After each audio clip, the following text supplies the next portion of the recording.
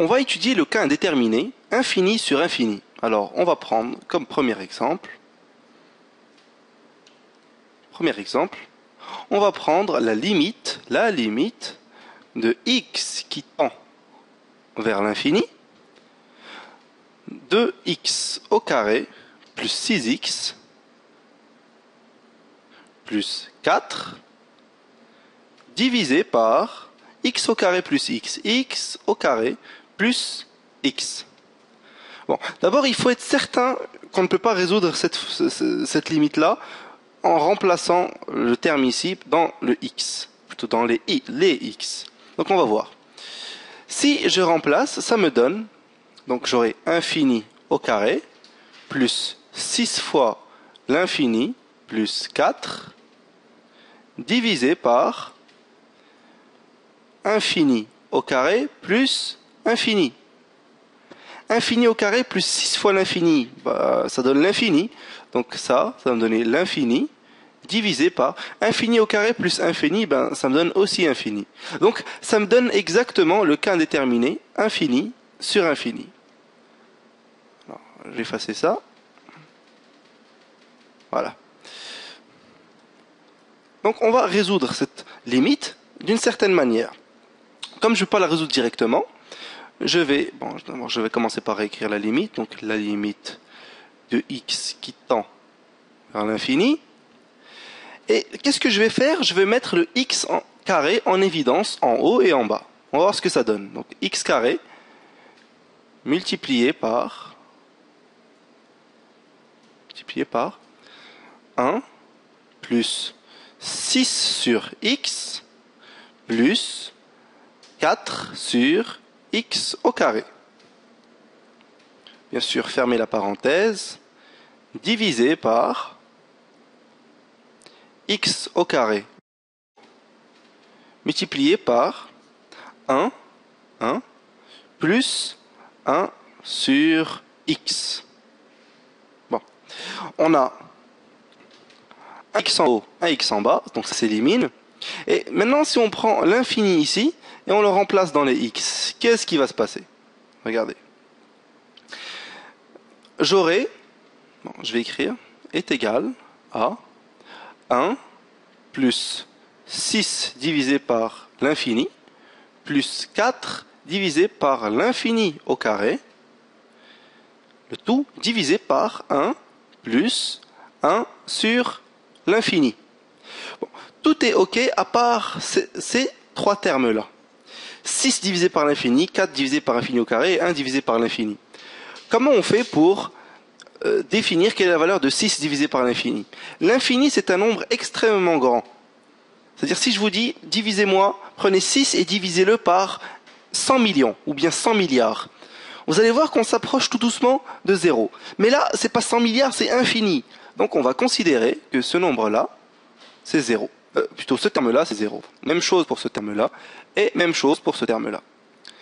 Ce qui va me rester, ça va être 1, plus 0, je ne vais pas les mettre, divisé par 1, plus 0. Je ne vais pas le mettre aussi. Il va me rester 1. Donc la réponse de cette limite, c'est 1. Vous voyez la gymnastique que j'ai utilisée pour arriver à ce résultat? Eh bien, c'est simplement une mise en évidence de x au carré ici, en haut et en bas. On va passer à un deuxième exemple.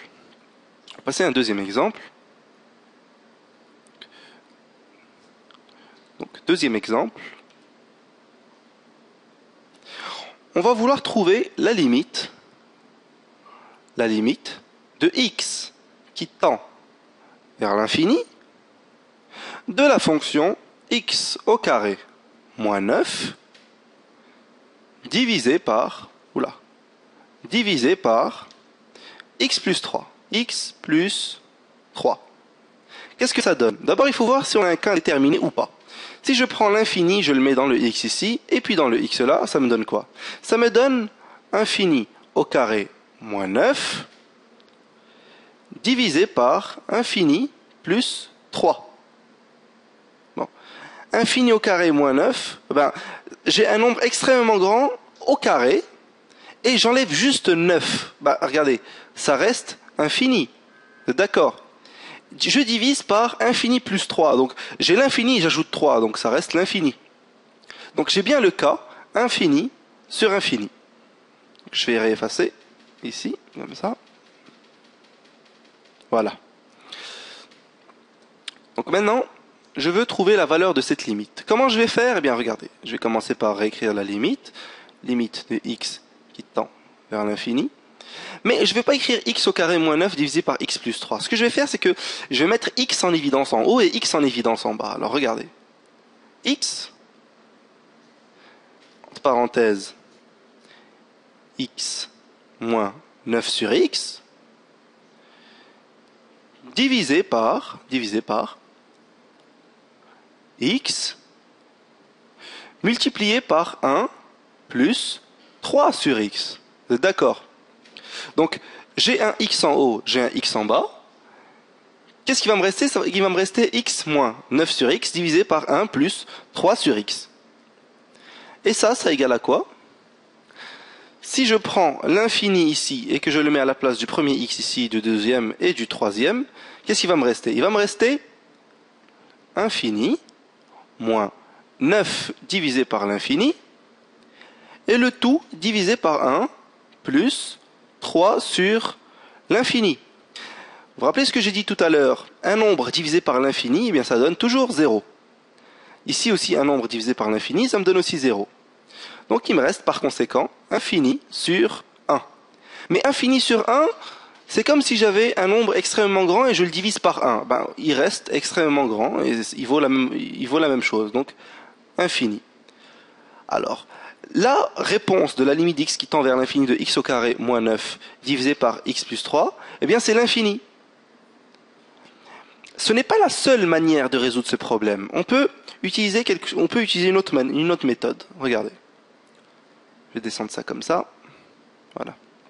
Alors, je vais écrire un 2 ici, juste pour dire deuxième méthode.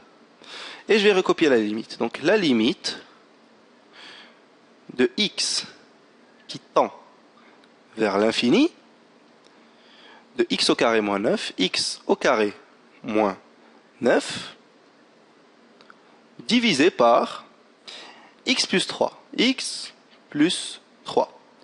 Est-ce que vous remarquez quelque chose? Avant, je vais réécrire ici la limite de x qui tend vers l'infini. Est-ce que vous remarquez quelque chose? X au carré moins 9 peut se réécrire comme ça. Donc, il peut s'écrire x moins 3 multiplié par x plus 3. Vous êtes d'accord?